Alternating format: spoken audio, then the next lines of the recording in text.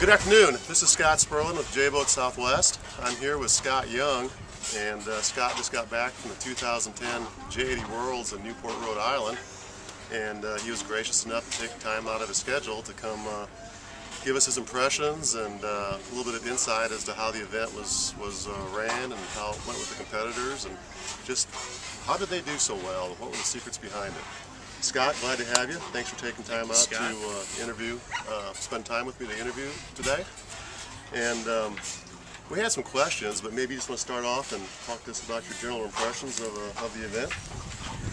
Well, it was one of the most intense, gratifying, pressure-filled, fun events all rolled up into one. It was incredible competition.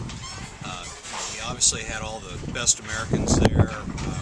We also had a big European contingent there, and I went into the regatta a little bit unsure as to how good they were, the Europeans. I'd heard about how dominating the Spanish have been and how fast they are downwind and their crew work and everything. And so, I went into the event just really not having any strong feeling on how we might stack up. And so I was quite nervous about that because we really haven't raced the boat much. We did the North Americans, and we were fortunate enough to get 13 races in over the course of 4 days. But we were kind of having to rely on that as being our training. Well, that's a couple segues there. Training. You're one of the guys that is able to skip around from different boats. I mean, I think this year, just from what I know, you've been on a laser quite a bit. You've been on a Swan 42, part of a Swan 42 program. Last year you're doing some J22 stuff, and then this year you jumped on a J80 and sailed it at a very, very high level. How is that? Do you think it's good to jump across from different boats? Does that help you become the kind of sailor you are, or is it just by necessity? How would you describe your feelings on that? Well, I don't think it's good from the standpoint of making you more capable of winning a major championship, but the way I approach the sport now is I've got so many different time constraints with my family, with my business, that I really have to be very selective about what events I'm going to do every year. So I try to pick what I think are going to be the most bang for my buck regattas, and I don't try to let it be tied to one particular class. I try to look at the various classes that I'm familiar with, where the venues are, what the level of competition is going to be, and then sort of pick from there. I've got enough experience, I guess, sailing J22, the J80, the laser, whatever comes down the pike, that I know I can at least be competitive. And then it's a function of how much extra time can we put in to be competitive enough to maybe have a chance of winning. And so I go into these events kind of knowing that I'm going to be a long shot because of the lack of time in the boat. But I enjoy that process more than I think just campaigning one boat and kind of being locked into that kind of program. It's just more fun and just more of a challenge for me. Over the years that you've always talked to me about a little bit is conditioning, and I know you've talked a little bit about yoga and things like that. I mean, is there anything else you want to share? I mean, we're both 29 going on 50, and you get into some of these heavy wind regattas like this, and you seem to be walking just fine and seem to be in pretty good physical shape, but it had to take a toll both mentally and physically. Any comments on that? One of the funny things was, we didn't have an extra purchase in our traveling. We just had a 2-to-1, and most people have a 3-to-1 or 4-to-1 traveler system, and some people were putting fine tunes on their main sheet, so somebody else could fine tune the main sheet upwind. And for me, I knew my main was trimmed properly when I pulled it with 2 hands as hard as I could. I knew it was trimmed properly, because that literally is what it took to get it in tight enough. The backstay, I knew it was trimmed properly when I had, with 2 hands, I had it on as hard as it could possibly fortunately, in that much breeze, the Traveler didn't have to play that much, so that was good. And we kind of had a joke on the boat. If you won a daily first, they gave you a trophy that had a bullet block on it. And so after we got the first one, the guy said, "Okay, well, you go win us another race, and we'll have 2 bullet blocks, and maybe we'll put more purchase in your Traveler."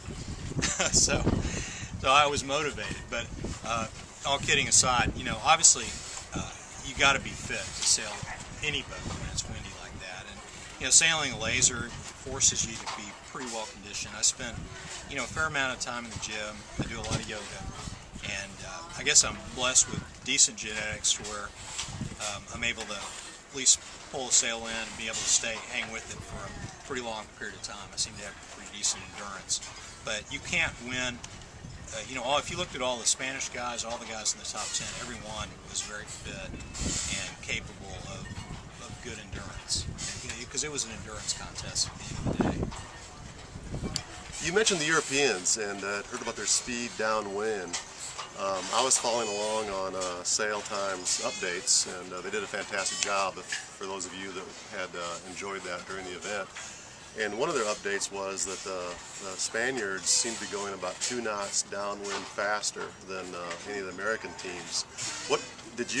Was that what you observed out on the racetrack, why was that? I think a lot of that was exaggerated. I think everybody wanted to talk about that as being sort of a theme that was going to prevail during the regatta. But really, I think what the Europeans were able to do is they just never went slow.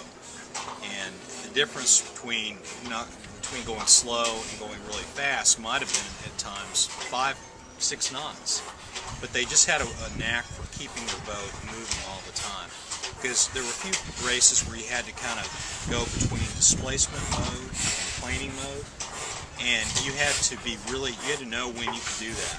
Because if you went into planing mode, out of displacement mode, and you weren't set up for it either because of boats, clear air, or wind speed, you would lose so much VMG.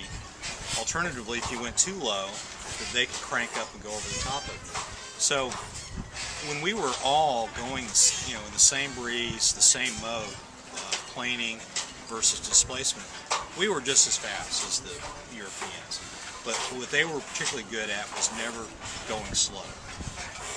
So they didn't have a real speed edge in terms of top-end speed. It was just that they kept the boat moving better than the Americans did for the most part. But towards the end of the regatta, I think the Americans actually were getting very close to matching the speed. I know Glenn Darden completely changed his sailing style during the course of the regatta. They were very infrequently playing the boom bang. We played the boom bang. John Moran had it in his hand all the time, and that was our principal control downwind, was the boom bang. Some guys, I think the Spanish, what they do is they have one guy on the bang, and they also have one guy behind the helmsman playing the main sheet directly from the boom. And so they're twisting down or opening up the leech, pulling the leech down, and pumping the main to keep the boat revved up and planing. And then the helmsman just steers the boat to keep it on a plane and on a wave, and just kind of guides the boat under the chute. And we kind of out of the box kind of had that style. I think from all the laser sailing I do, it's pretty easy to pick up on the S-turning or carving down the waves and knowing when to come back up and stay on the wave, and when to take a bite down the lure. And so I think some of the other J80 sailors that haven't sailed dinghies quite as much, it took them a while to adjust to that style. But towards the end of the regatta, I think the Americans were on par.